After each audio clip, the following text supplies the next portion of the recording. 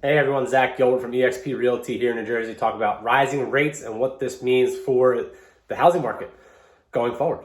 First, is this a bad thing? Not necessarily. I think ultimately the housing supply, the inventory of homes is just so low that it's not really even meeting demand. I think we're still gonna have a lot of strong demand, mainly because rates are still at an all-time low compared to what we've seen in the past.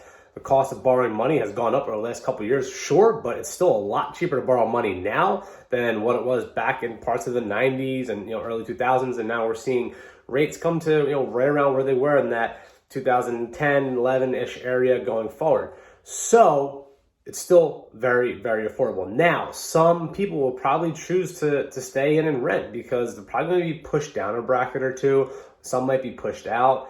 We still have a ton of strong demand and buyers coming into this market. So you're not going to really see an elimination of buyers, just maybe a little bit of adjustment on the type of home and the price point that they're really looking for.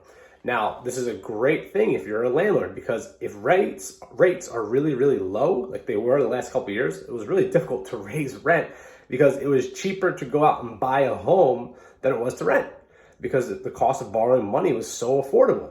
Now, as rates go up, as you're a landlord, you can actually raise your rent a little bit and get away with it because there really isn't an incentive for a renter to go out there if the rates aren't going to give them a lower mortgage payment. If the rent's going to be lower than a mortgage payment, they might as well still stay in rent. Now, it all depends on what market you're in, but I think ultimately the rising rates won't really stop the housing market that we've seen. I still am very confident that we're going to see a lot of demand going forward. I still believe there's going to be appreciation going forward in the housing market.